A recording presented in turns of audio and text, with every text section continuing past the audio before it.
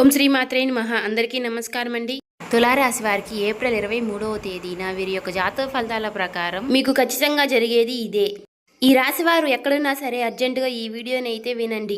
2 పెద్ద శుభవార్తలు అయితే మీరు వినబోతున్నారు. వీటిని వదిలితే మాత్రం మళ్ళీ మీరు జన్మలో దక్కించుకోలేరు.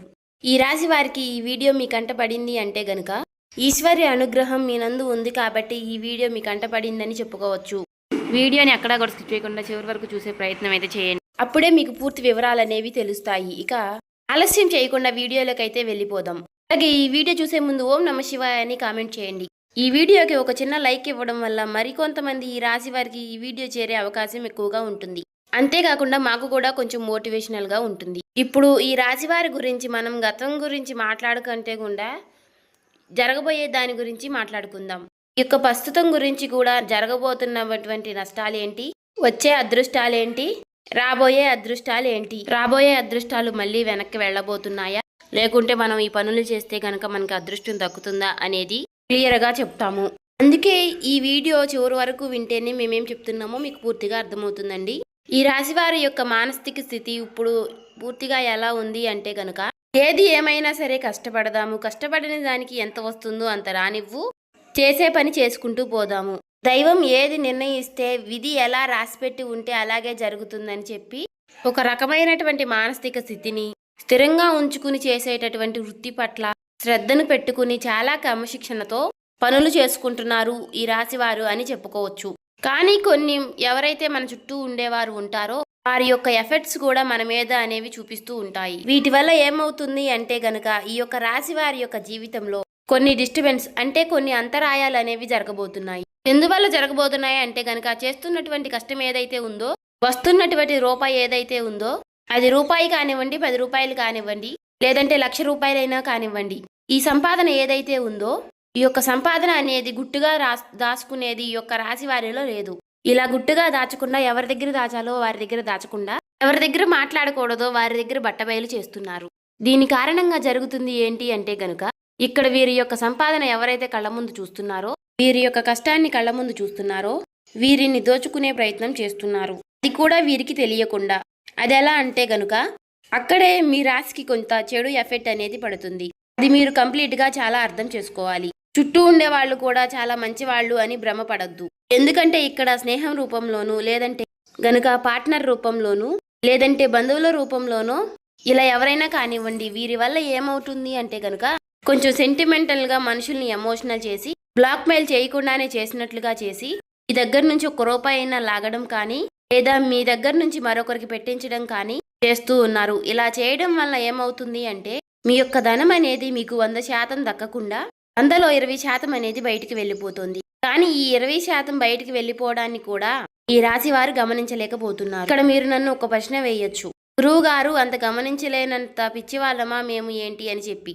నేను ఆ ఉద్దేశంతో చెప్పడం లేదు. మీరు అసలు పిచ్చివాళ్లే కాదు. ఈ రాశి వారు చాలా తెలివైన వారు, డబ్బు మీద చాలా మంచి మనస్తత్వం కలిగిన వారు, చాలా మంచి మనసుతో కష్టపడే మనస్తత్వం కలిగిన వారు, ప్రతి రూపాయి కూడా దాచిపెట్టుకునే రకంగా కలిగిన వారు. కానీ ఇక్కడ మనకి ఏదైతే లక్ష్మీదేవి మన దగ్గరికి వస్తున్నప్పుడు దాన్ని మనం భద్రంగా గుప్పెట్లో దాచిపెట్టుకోవాలి. గుప్పిడు విప్పి 10 మందికి చూపిస్తే గనుక నరదిష్టి అనేది ఒకటి ఉంటుంది. ఈ నరదిష్టి అనేది మనల్ని కాలుస్తుంది. అది మనకి ఒక తెలియకుండానే మనల్ని నాశనం చేస్తుంది.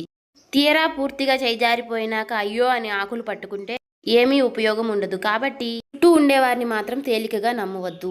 వారి కోసం 1 రూపాయి అయినా సరే ఎట్టి పరిస్థితుల్లోనూ ఖర్చు పెట్టవద్దు.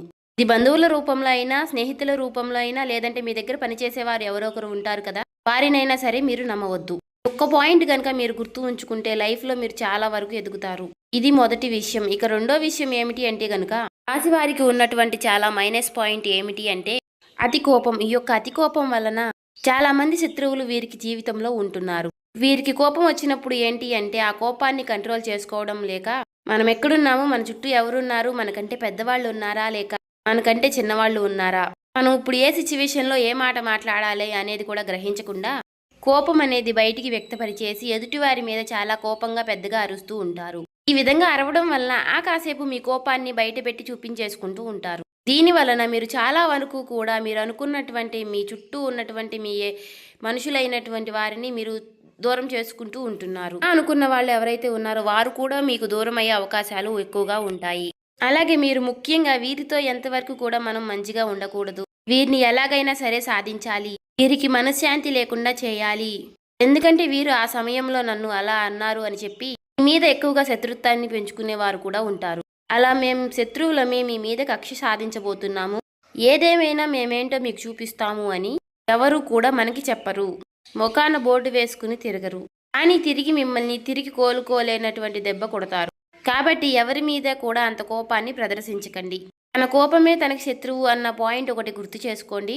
కోపం వచ్చినప్పుడు ఆ కోపాన్ని కంట్రోల్ చేసుకోవడానికి ఓం నమః శివాయ అనే మంత్రాన్ని పఠిస్తూ ఉండండి. ఇక ఈ రాశి వారు చిన్నతనం నుంచి కూడా ఎన్నో కష్టాలు, బాధలు, సమస్యలతో చుట్టూ ఉన్నటువంటి పరిస్థితులు ఏవి కూడా వీరికి అనుకూలించలేదు.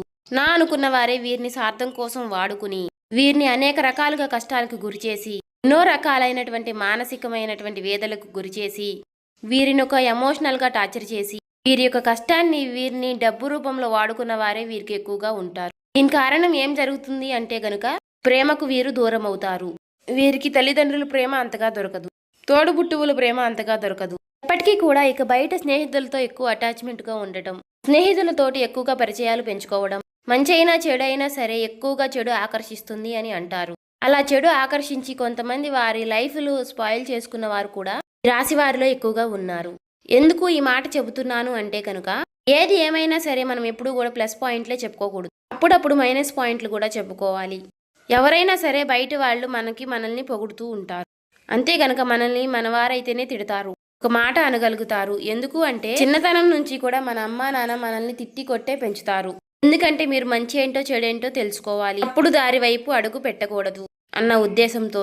అలాగే ఇప్పుడు ఈశ్వరుడు కూడా నా చేత పలికించారు అంటే దాని అర్థం మీరు మంచిని గ్రహించాలి అని. ఇక్కడ ఇప్పుడు మీరు తెలుసుకోవాల్సింది కూడా చెడు అనేది అంతే చాలా తొందరగా ఆకర్షిస్తుంది, చాలా ఆలస్యంగా అర్థమవుతుంది. మీ యొక్క చెడు స్నేహాలు ఏంటి అంటే కనుక చాలా త్వరగా అట్రాక్ట్ చేసుకుని మిమ్మల్ని కూడా చెడు మార్గంలో నడిపించే ప్రయత్నం చేస్తాయి. కాబట్టి ఈ మనసుకి ఇది తప్పు అని తెలిసినప్పుడు ఆ తప్పు మీరు చేయకుండా ఉంటేనే మంచిది. చాలా కష్టపడుతున్నారు, మన వాళ్ళు ఎవరో పరాయి వారు ఎవరో కూడా తెలుసుకున్నారు, ఎవరి వల్ల నష్టం జరిగింది, మనం ఎదుగుతున్నాము అంటే మనల్ని చూసి ఎవరు అయితే ఏడుస్తున్నారు అని కూడా తెలుసుకున్నారు. మరి అలాంటప్పుడు మన కష్టాన్ని మనం ఎందుకు దూరం చేసుకోవడం? ఏదైనా కానీ ఒక దుర్వ్యసనానికి అలవాటైనప్పుడు ఆ దుర్వ్యసనం వల్ల తర్వాత మనం ఎంత మూల్యం అనేది చెల్లించవలసి వస్తుంది అనేది కూడా మీరు ఒక్కసారి ఆలోచించుకోవాలి. కుటుంబ విషయానికి వస్తే ఈ రాశి వారి కుటుంబంలో చాలా స్ట్రిక్ట్ గా ఉంటారు. అంటే ఏదేమైనా కూడా బయట వాళ్ళతో ఏ విధంగా అయితే ఉంటున్నారో కుటుంబంతో కూడా అదే విధంగా ఉంటారు. ఎప్పుడూ కూడా కరెక్ట్ అనిపించుకోదు.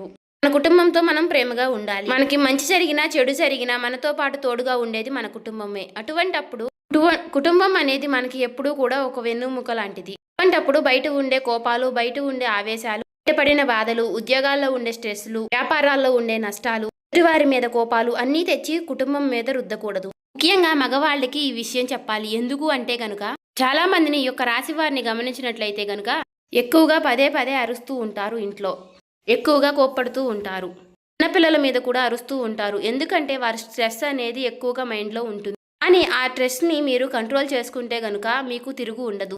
మానసిక స్థితి అనేది భగవంతుడు మనకి ఇచ్చారు. కాస్త నిదానంగా ఉండడం, కాస్తంత ఓర్పుగా ఉండడం. ఒకరిని అనేటప్పుడు మనం ఎవరిని అంటున్నాము, ఎందుకు అంటున్నాము, మనం అనడానికి వారు చేసినటువంటి తప్పు ఏమిటి, మనం ఈ మాట అంటే వారు ఎంత బాధపడతారు అని విషయాన్ని కూడా ఆలోచించుకుని అనాలి. అలా ఆలోచించగలిగే శక్తి అనేది మీకు రావాలి. ఎందుకంటే ఋషభం అంటే ఏంటి? ఎద్దు ఎన్ని కష్టాలు పడుతుందో, ఎన్ని బాధలు పడుతుందో, ఎన్ని సమస్యలు పడుతుందో అన్నీ మీరు చూసే వచ్చారు. ఎన్నో పనులకు వెళ్ళారు, ఎంతమందో మనుషుల్ని చూశారు, మంచి చూశారు, చెడు చూశారు. కానీ మీరు చాలా కఠినమైనటువంటి మానసిక స్థితిలో పెరిగినవారు. అలాగే మీకు ఏదైనా సరే తట్టుకునేటటువంటి గుండె ఉంటుంది. ఈ రాశి వారిని ముఖ్యంగా మగవారిని గమనించినట్లయితే గనుక శరీరం కూడా చాలా గట్టిగా దృఢంగా ఉంటుంది. ఈ రాశి వారు ఆడవాళ్ళు కూడా మానసికంగా చాలా బలంగా ఉంటారు. కానీ కాబట్టి మీకులాగానే అందరూ ఉంటారు అనుకుంటే మాత్రం తప్పవుతుంది. ఒక మాట ఎదుటి వారిని మనం వెంటనే హర్ట్ చేసేటట్టుగా, వారిని నొప్పించేటట్టుగా, అంటే వారి కళ్ళల్లో నీళ్ళు వచ్చేసేలాగా అలా ఎప్పుడు కూడా మాట్లాడకూడదు, చేయకూడదు. అలా చేయడం వల్ల ఏమవుతుంది అంటే ఇప్పుడు ఈ జన్మలో చేసినటువంటి కర్మానుకారం ఈ జన్మలోనే పడాలి అంటారు కదా. కర్మ ఫలితం అనేది ఈ జన్మలోనే అనుభవించే విధంగా ఉంటుంది. కాబట్టి ఎదుటి వారిని ఎప్పుడూ కూడా మానసికంగా కానీ శారీరకంగా కానీ నొప్పించకండి. ఈ విషయాన్ని అయితే తెలుసుకోండి. ఇక ఈ రాశి వారిని ఎందుకు అర్జెంటుగా ఈ వీడియో చూడమన్నా, అసలు 2 పెద్ద శుభవార్తలు ఏమిటి అనే విషయం, రేపటి రోజున మీకు వచ్చేటటువంటి మొట్టమొదటి శుభవార్త ఏమిటి అంటే వీరి యొక్క లైఫ్ పార్ట్నర్ వల్ల మీకు పెద్ద లాభం చేకూరుతుంది. మొదటి నుంచి కూడా మీకు మేము చెబుతున్న వార్తే. ఈ రాశి వారికి వీడియోస్ కనుక ముందు నుంచి మీరు చూస్తున్నట్లయితే ఈ రాశి వారికి లైఫ్ పార్ట్నర్ వల్ల చాలా అదృష్టం అనేది పడుతుంది. ముఖ్యంగా ఈ రాశి వారి యొక్క లైఫ్ పార్ట్నర్లు చాలా కష్టజీవులు, చాలా శ్రమజీవులు. వీరు ఎంత కష్టపడతారో వీరి యొక్క ప్రతి కష్టాన్ని వారు అర్థం చేసుకునే విధంగా ఉంటారు. అలాగే ఇందాక నేను చెప్పినట్లుగా వీరి గుండె చాలా బలమైనది, గట్టిది అని చెప్పి మనసు కూడా చాలా కష్టాలను ఎదుర్కొని నిలిచింది. అలా ఉంది కాబట్టి ఈ రాశి వారికి చాలా మొరటి స్వభావం ఉంటుంది. కానీ అవతలి వారిది చాలా సున్నితమైనటువంటి మనస్తత్వం. వీరిద్దరూ కూడా అప్పుడప్పుడు కాకుండా చాలా తరచుగా, అంటే భార్యాభర్తలు ఎక్కువగా గొడవలు పడుతూ ఉంటారు. అలాగే ఈ యొక్క రాశి వారికి వీరు చేసేటటువంటి పనుల వల్ల కానివ్వండి, లేదా మీ యొక్క లైఫ్ పార్ట్నర్ వల్ల పుట్టినింటి వైపు నుంచి కానివ్వండి, ఏదేమైనా సరే వీరికి లాభం అనేది వస్తుంది. ఇది మాత్రం 100% లాభం. సమాజంలో గౌరవం అనేది పెరుగుతుంది. డబ్బు పరంగా కూడా చాలా వరకు లాభాలు అనేవి కలిసి వస్తాయి. ఇది 100% జరుగుతుంది, రాసి పెట్టుకోండి. ఈ మొదటి శుభవార్త. ఇక రెండో శుభవార్త ఏమిటి అంటే గనుక, రాశి వారికి చేస్తున్నటువంటి వృత్తి ఏదైతే ఉందో ఆ వృత్తి నందు గతంలో చేసినటువంటి చాలా మోసాలను అధిగమించి ఆ మోసం ఏ విధంగా జరిగిందో తెలుసుకొని వాళ్ళకి కాస్తంత దూరంగా ఉండడం వలన ప్రతి రూపాయి మీద జాగ్రత్త అనేది తెలుసుకోగలిగితే మీరు చేసే పని నందు చాలా వరకు కూడా ధనం లాభవుతుంది అని చెప్పుకోవచ్చు. అంటే వీరికి ఇప్పుడు లక్ష్మీ కటాక్షం అనేది పుష్కలంగా ఉంది. ధన ద్వారాలు తెరుచుకోబోతున్నాయి. అన్ని గ్రహాలన్నీ కూడా ఏవైతే ధనం రావడానికి చేసేటటువంటి గ్రహాలన్నీ కూడా అనుకూలమైనటువంటి స్థితిలో ఉండటం వలన ధన ప్రవాహం అనేది మీకు అధికంగా ఉంటుంది. కానీ ఇక్కడ మీకు జాగ్రత్త అనేది ముఖ్యం. మీరు కష్టపడుతున్నారు, ధనం లేదు అని చెప్పి అనకండి. మీరు శ్రమ చేస్తున్నారు, మీ సమయాన్ని చాలా పనినందు పెడుతున్నారు, అయినా కూడా ధనం నిలవడం లేదు అంటే గనుక కాస్తంత అజాగ్రత్త. ఎదుటివారు వాళ్ళని గుడ్డిగా నమ్మడం వల్ల మీరు లాస్ అవుతున్నారు. అలా గనుక జరగకుండా చూసుకుంటే గనుక మీరు చాలా వరకు లైఫ్లో మీరు ముందుంటారు. చూసారు కదండి. ఈ వీడియో నచ్చితే ఓం శ్రీ మాత్రే నమః అని కామెంట్ చేయండి. ఇంకా సబ్స్క్రైబ్ చేసుకునే వాళ్ళు సబ్స్క్రైబ్ చేసుకోండి.